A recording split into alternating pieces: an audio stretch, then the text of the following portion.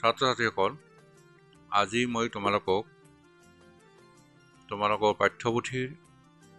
6 number পাঠত থকা প্ৰগতিৰ সোণালী বাট এই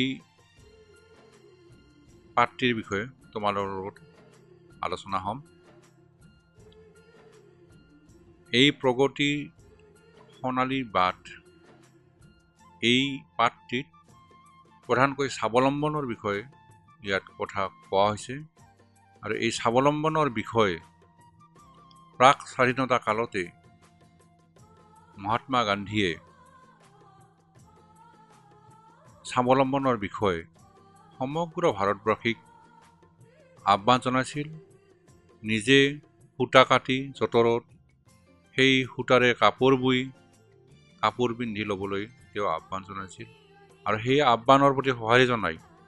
সকলো ভাৰতীয় মানুহে সেই আহ্বান গ্ৰহণ কৰি সেই সময়ত বিদেশী বস্ত্ৰ বৰ্জন কৰি নিজে নিজৰ কাপোৰ বৈ লৈছিল আৰু তাৰ আধাৰতে আজি আমাৰ চৰকাৰে নাৰীৰ উন্নয়নৰ হকে তোমালোকে জানা আজি আমাৰ গাঁৱৰ প্ৰতিখন গাঁৱতে 2-3টাকৈ স্বাৱলম্বনৰ বাবে আত্মসহায়ক গোট গঠন কৰিছে আৰু এই আত্মসহায়ক গোটবোৰে তেওঁলোকৰ চৰকাৰী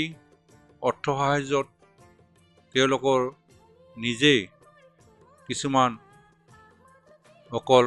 কাপোৰ বোৱাই নহয়, তেওঁলোকে স্বাৱলম্বনৰ বাবে বিভিন্ন পথ তেওঁলোকে বাছি লৈছে। এই স্বাৱলম্বনৰ দিশত মহিলাসকল যাতে আগবাঢ়ি যাব পাৰে তাৰ বাবে চৰকাৰে সমগ্ৰ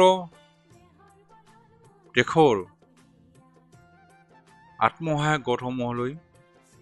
আৰ্থিক সাহায্য আগবঢ়াইছে আৰু এই আৰ্থিক সাহায্যৰ জৰিয়তে কিছুমানে তাঁতশালত সপোন ৰচিছে, কিছুমানে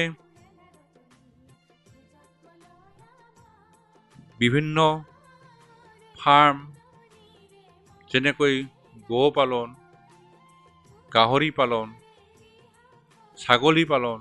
এইবিলাকৰ দ্বাৰাও তেওঁলোকে লাভান্বিত হৈছে। গতিকে এতিয়া আমি স্বাৱলম্বনৰ দিশত মহিলাসকল আজি ওলাই আহিছে। আজি মহিলাসকল ঘৰৰ চাৰিবেৰতে আবদ্ধ হৈ থকা নাই, তেওঁলোকে দেশৰ উন্নয়নৰ হকে তেওঁলোকৰ সপোন বাস্তৱায়িত কৰিবলৈ এই আত্মসহায়ক গোটসমূহে সহায় কৰিছে আৰু এতিয়া তোমালোকে জানা যে এই আত্মসহায়ক গোটৰ জৰিয়তে তেওঁলোকে অকল যে এই তেওঁলোকৰ যিটো দক্ষতা তেওঁলোকৰ মাজতে সীমাবদ্ধ থকা নাই, এইটো তোমালোকে আজিকালি দেখা পাইছা যে পূজা সবাহত আমাৰ আত্মসহায়ক গোটৰ এখন বিপণী থাকে, এটা দোকানৰ বিপণী থাকে, সেইসমূহত আত্মসহায়ক গোটৰ